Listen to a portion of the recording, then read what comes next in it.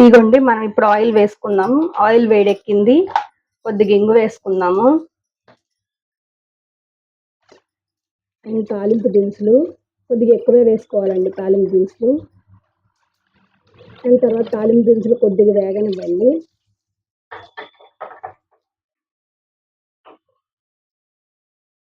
And ఇప్పుడు మనం దానిలో కొద్దిగా పసుపు వేసుకుందాము.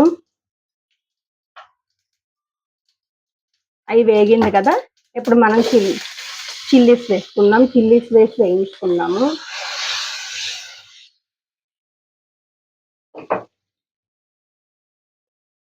అండ్ పచ్చిగుళ్ళు కూడా వేసేసుకుందాం. నేను ఇందాక పచ్చిగుళ్ళు వేయలేదు. పచ్చిగుళ్ళు కూడా వేసేసుకుందాం. పచ్చిగుళ్ళు కూడా వేయించేసేసుకుందాం. దీంతో పాటు అవి కూడా వేగిపోతాయి. ఇదిగోండి పులిహోరలో అయితే మామూలుగా అయితే గీటు పెట్టుకోకుండా వేయించుకోకుండా వేసుకోవచ్చు అండి. కానీ నేను వేయించే వేస్తాను.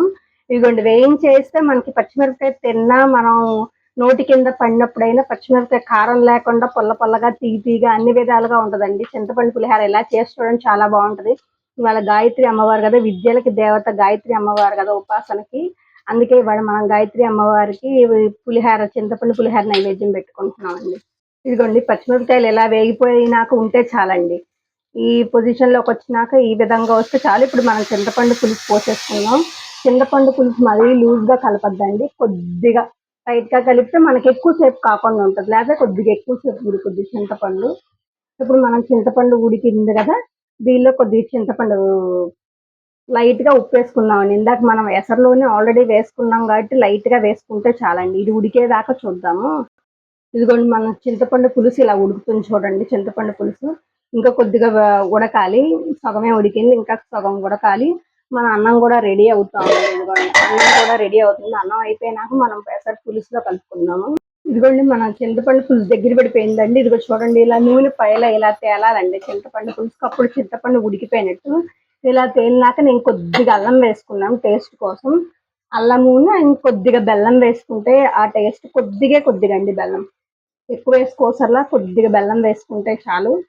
ఇది కొద్దిగా కరిగినాక తిప్పుకుందాము. కొద్దిగా బెల్లం వేసుకొని ఇదిగోండి ఇలా తిప్పుకోవాలి. ఒక 5 నిమిషాలు తిప్పుకొని ఉంచుకున్నాం అనుకోండి, మనకి చింతపండు పులిహోర చేయడానికి రెడీ అండి. ఇది చాలా సింపుల్గా ఉంటుందండి. చాలా సింపుల్గా చేసుకోవచ్చు అండి.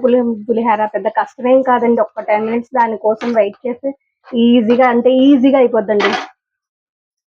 ఇదిగోండి మన చింతపండు పులుసు రెడీ అయిపోయింది. ఇప్పుడు కట్టేసుకుందాం మన చింతపండు పులుసుని పొయ్యి మీద నుంచి.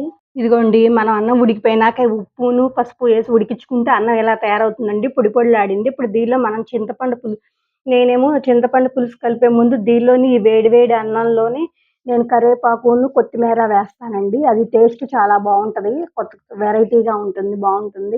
ఇదిగోండి కొత్తిమీర కరివేపాకు వేసి తిప్పుతుంటే ఆ స్మెల్ ఉంది, ఆహా, చూడంగానే తినాలనిపించేలాగుందండి. ఇప్పుడు మనం చింతపండు పులుసు పోసుకుందాం దీనిలో.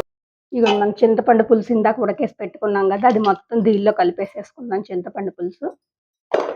ఇదిగోండి కలిపితే ఉంటది చింతపండు పులుసు. ఈ తిప్పుతుంటేనే నాకు చూడాలంటేనే తినాలనిపించేసేలాగుందండి. అలా అమ్మవారికి కూడా పెట్టామంటే ఇంకా చాలా బాగుంటుందండి. నేను కలిపి చూపిస్తాను చింతపండు పులుసు.